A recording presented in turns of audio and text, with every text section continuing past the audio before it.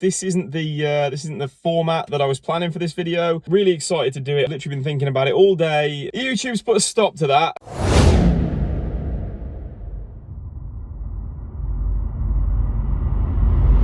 What's going on, guys? Now today something a little bit different. You join me inside the car.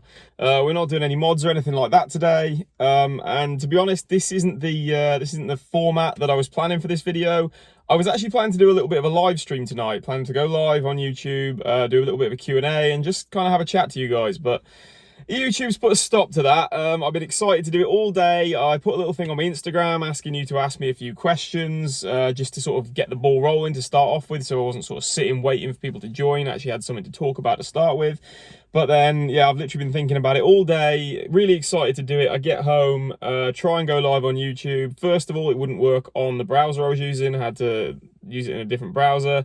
And then I thought it was all ready to go. Pressed to go live, and then it said, oh, we've got to wait 24 hours for us to verify your account or something like that. So that's really annoyed me. It's really put a downer on my evening because I really wanted to get a video out today, and unfortunately I don't have anything filmed. Well, I've got plenty of stuff filmed, but I haven't got anything ready to go. I haven't got anything edited and, you know, ready to show you guys. So I don't want to just do nothing, and I don't really want to wait. I don't think anyone's going to watch a live stream at sort of, I don't know, 5:30 on a Saturday, or, you know, whatever time it eventually lets me do it. So I thought we'd just do it like this for this week, and then hopefully we can do a proper live stream, you know, that I can properly plan for sometime in the future. But what I thought is I could just sit down quickly, go through some of the questions you guys did ask me on Instagram, because quite a few of you actually replied to that post. I only did it this morning, so I was quite happy with, you know, the amount of responses I got on that. So I thought we'd just go through a few of those questions, talk about that for a little bit. Like I said, I don't want to make this too long, because it probably will be quite boring. It's not really going to be something that's going to attract new people to the channel or anything like that. Just going to be a quick update for those of you that have been following for a while. So the first question I got, well, it was just 2 words, and it said Dyno Test. So I'm not quite sure what that means. There wasn't even a question mark after it. So I don't know if that means, are you going to do a dyno test, or have you done a dyno test, and what's the car running on the dyno? Now, I haven't done one. I've never been on a dyno. I've never done anything like that. This car hasn't been dynoed to my knowledge. Nothing came with it to say what it is, but I don't think anything's ever really been done to this car.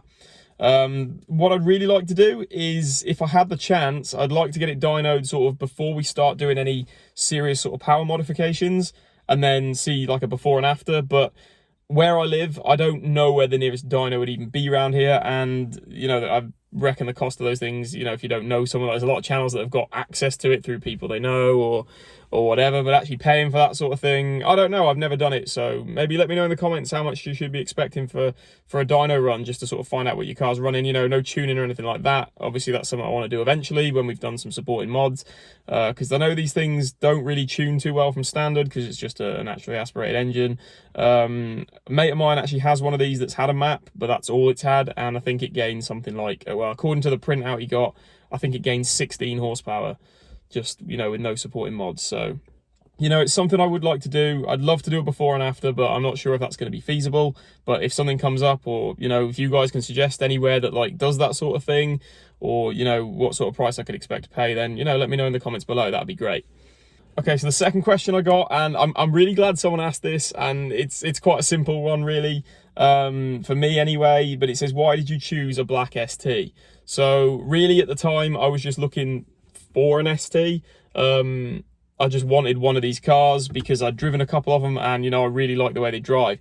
But when this one came up and I saw it was a black one, I actually thought, yeah, you know what, that's the one I'm going to go and look at. Although it was one of the first few that did pop up, there is a reason I sort of went for this one. Not because it had so many problems with it, which I didn't really know at the time, but it was because right from the start the plan was to wrap the car. And, you know, with a black car, you've got black door shuts, you've got black, you know, under the bonnet and all that sort of stuff in the engine bay.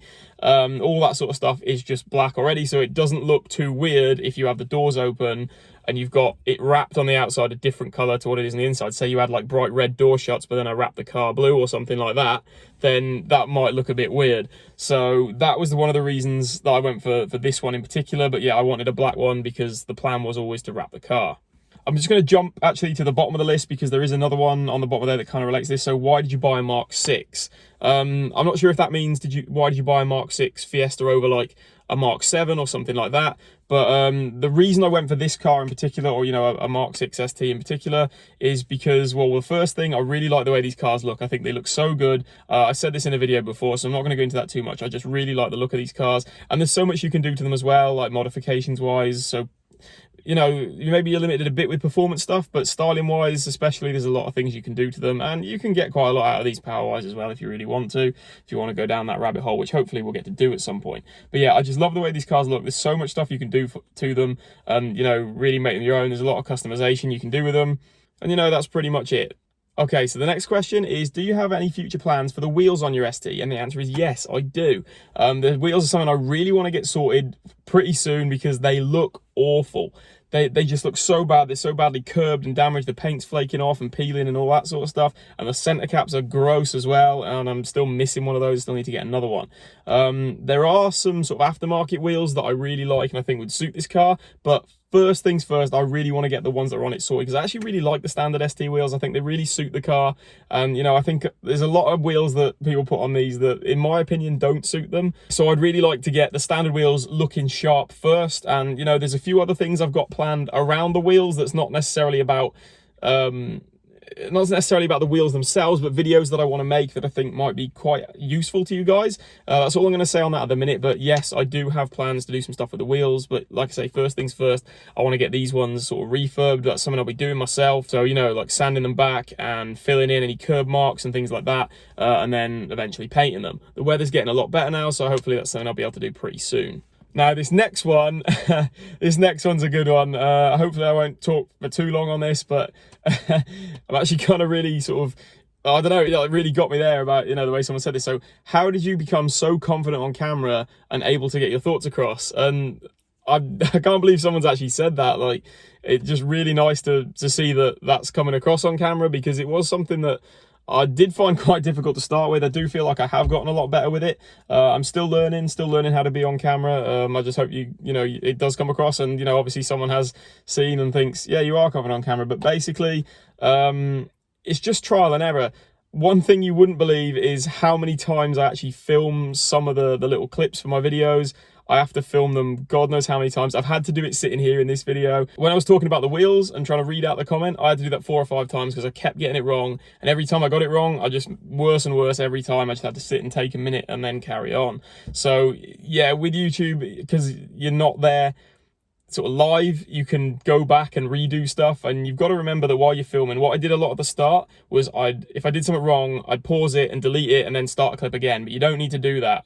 What you can easily do is just try and sort of remain in the same position and try and get back to where you were a minute ago and just sort of carry on and just edit it out. It really helps. It's a really good way of doing things. And you'll find that if you can sort of feel comfortable in doing that and not having to stop every couple of minutes and like pause and delete stuff and redo it, just let it flow. If you make a mistake, just take a step back and carry on from where you left off. Like, that can help your confidence grow, because the more relaxed you are doing it, that just helps you get better and better at it. So yeah, that's one of the main things I found that really helps me get that stuff across. And one of the things in the early days, you'll notice I had one of my friends in the videos quite a lot. I don't know if he wanted to be on camera that much, but he was definitely there in the background. And if I was kind of looking a bit sort of dull on camera, or I didn't really have any excitement in my voice or anything like that, then he was like, come on, more hype. And then I'd kind of, you know, get into it a bit more, make sure I was engaging with the camera and the audience, and, you know, as if I was like talking to him, as if it was you guys that were watching. So that really helped. So massive shout out to you, Ash. Thank you very much for your help with that. Now, the next one is, what is your car history? Now, my car history is not that exciting, but I do have an awful lot that I'd probably want to talk about in my car history, just because so many things sort of happened, and, you know, plans I had and that never happened, and things that happened with certain cars, some disaster stories and things like that. So I'm not going to go into that today, because that would be a whole separate video. So if that is something you guys want to see, if you want to see me do a video on my car history, then let me know in the comments below, and we'll get one of those sorted sometime. I could do another sort of sit in the car like this, maybe show some photos of the cars I used to have. I have had another Mark 6 in the past. It wasn't an ST, but there's a really good story on that one. So if that's something you want to see, then definitely let me know. Okay, the next one is, what made you get into YouTube? So I've wanted to do YouTube for a long time, like a good few years now. I've wanted to do it. I just haven't had the confidence or really the time. I still don't really have time for it, but we're making it work anyway.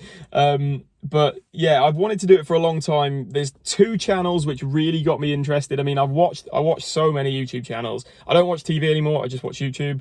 I can't remember the last time I watched a TV series. My girlfriend hates me for it because we never sit down and watch anything together. But there's two channels which really inspired me. And those are Matt Armstrong and Lee Lockwood. So those two channels really did it for me. They really inspired me to do my own. Like, there's so many channels out there that I do watch. Like, I'm a big fan of Mighty Car Mods, as you've probably seen. I've got the sticker on my toolbox and things like that. I didn't really sort of relate to them so much because of the sort of cars they're doing. Obviously, like, Matt now is doing some crazy cars on his channel. And you know, Lee's obviously got his C63 and stuff like that, which, you know, I love watching that content. But the early days of those channels, I could really sort of relate to what they were doing. And one thing Lee said in one of his recent videos is he'd like to get more relatable cars back on the channel. And I was so happy when he said that, because he was one of the sort of inspirations for me with the cars he was doing back then. He had a Fiesta ST back in the day. And yeah, those channels really got me excited and inspired to think, you know what, I could probably do that myself, because I found a lot of the stuff they were doing was really relatable. Even when the cars don't become so relatable, the sort of DIY aspect of it and, you know, the tools and equipment they had at the time, I could really relate to that. I remember watching so many Lee Lockwood videos where he would get to a point where the car would be in bits and he'd get to a bit he couldn't do. He either needed a particular tool or he needed a new part, something would break that he had to replace, and he'd have to find a way to get from where he was with his car in bits, not able to drive it, to go get what he needed and then get back and be able to fix it. And that's happened to me so many times, where I've been taking the car apart, something's gone wrong, got stuck, can't get anywhere because I live in the middle of nowhere, and I've had to go and, you know, find a way to get that sorted. So I could really relate to that, and I thought, you know, I love watching that sort of stuff. Although it's a pain when you're doing it, I think people can relate to that, and that was one of the things I thought, yeah, well, that happens to me, so why not share my experiences with the world? So yeah, those were two of the channels that really inspired me to do this. And I'm not going to get away with answering this question without mentioning my girlfriend Daisy, who has pushed and pushed and pushed me to do this. I was going on at her for ages, like, I'm going to do YouTube, I'm going to do YouTube. Lockdown came around and I thought, yes, this is the time. Still didn't start it until well into it, until I was nearly back off furlough and in work again, and eventually got it done. And now it's absolutely flying as far as I'm concerned. I'm so happy with it. And she's like, well, I told you so. So yeah, sorry, Days, you were right. I'm here doing it. And my friends as well, Ash and Martin, were like, if that's what you want to do, mate, go for it. We'll back you 100%. And they do. They watch all the videos. They comment on everything. So, I love all you guys, Days, Ash, Martin, and everyone else who supports me. Like, my mum and dad watch all my videos now as well. I got guys in work that watch them. So, everyone's been a massive support to this. And, I couldn't thank you guys enough. And I suppose that leads me on to where do you see the channel going? And, I think the sky's the limit with this. I'm not sort of setting myself any sort of goals with it, because that's not what it's about. I don't have any goals to get out of this. There's nothing that I'm really trying to, like, work towards, really. I just want it to grow and see where it goes. Like, I've not got a goal that I'm getting you guys to make me hit. Obviously, there's milestones, like you want to hit subscriber goals, you want to hit views goals and things like that. But really, this channel isn't just about me. You guys make this channel as well. So without you, it wouldn't happen. So let's see where we can get this to go. That's all I can say on that, really. Is it's all about you guys and me. Together we can do this. Let's see, see how far we can get this channel to go. I'm really excited for what's coming in the future. I've got so many plans. Like, I reckon I could make a video a week for the next 20 years with the plans I got in my head. Not necessarily on just this car, but I could probably do another couple of years on just what I want to do to this car. But don't worry, we're gonna be diving into some other cars at some point soon, so don't worry about that if you're getting bored of the Mark 6. So sky's the limit, guys. Let's do this. Let's do this. Come on, we've got this. Right, so I've got one more question, have I? Oh no, that's actually it, because I did that one at the end, at the start. So yeah, that's pretty much going to wrap it up for this video, I think. I've been through the questions you guys asked me on Instagram so far. I'm really sorry we didn't get to do the actual live stream tonight, but I can do another couple of posts on Instagram to get some sort of questions to start the ball rolling when we do eventually do the live stream. But we will get onto that soon. Hopefully we'll have some more mod videos and maybe some fixes videos as well coming in the next couple of weeks. And I have got some other things waiting in the wings as well, which I'm excited to show you guys. But for this one, it's time to end. Thank you very much for watching, and I'll see you next time.